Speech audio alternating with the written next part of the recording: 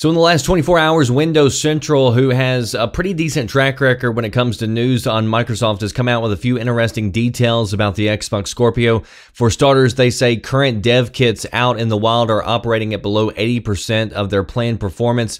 And according to Microsoft's internal documents, that plan for that roadmap is expected to be hitting 80 to 90% by the time May rolls around. And by June, it should be up and running as intended. So near 100% by the time E3 gets here, which would be important because that way they can get on stage, show off the Scorpio and say, hey, now devs, you can start submitting your games for Scorpio certification so that they're going to be ready by the time the actual launch happens by the holiday season. It also hopefully is a good sign that people who have had their hands on the Scorpio and know about it are at least praising it and its power, even though it's still running 20% less than what they expect it will.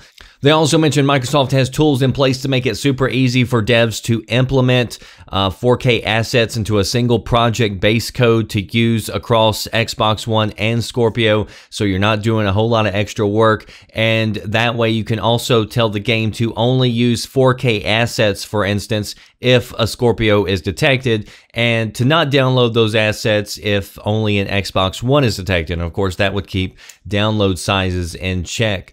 Windows Central has also claimed to get their hands on a partial list of planned 4K titles for the Scorpio. So this is not a full launch list. This is just a partial list. But these games are expected to be in true 4K resolution. They mentioned games like Forza 7, Crackdown 3, State of Decay 2, Call of Duty, FIFA, Madden, Battlefront 2, and Red Dead Redemption 2. And again, all these are supposed to be running in true 4K resolution. And while most of those games are not surprising that you're going to see those on the Scorpio, I think we kind of all knew that all those games will be on the Scorpio. It at least points to third-party support for the added power and features for the console. So, third-party developers are going to be taking advantage of this. Now some of this is making a lot of headlines. People are taking this to mean that you're going to see Red Dead Redemption 2 on the E3 stage for Microsoft. And nowhere in the article does it mention anything like that. It just says that these are the games that are expected to be on Scorpio in 4K that Microsoft is, going to show off. But not necessarily show off at E3, because some of these games like Red Dead Redemption 2, they've got marketing deals with Sony. So it's very possible that you don't see this on stage at E3 from Microsoft, but it doesn't mean that this article would be incorrect. So some people are kind of jumping the gun. I would not hold my breath on seeing this, but again, each marketing deal is completely different.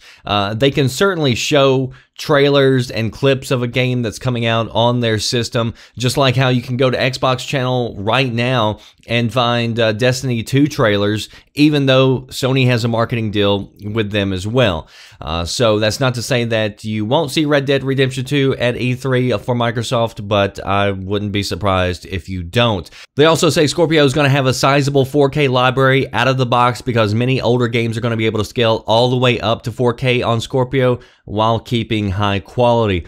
But until you hear any of this from Microsoft, nothing is set in stone just yet. But for me, the biggest news may be this, that they're also claiming that we're going to be hearing from Microsoft very soon. In fact, they expect news to be coming out next week.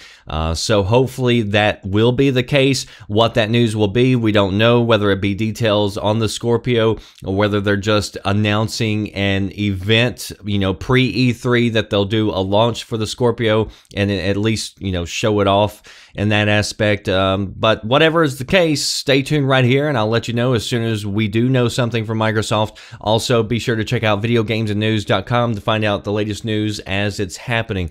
That does it for me, the Red Dragon. I'll see you next time. Thanks for watching. Are you listening? Damn.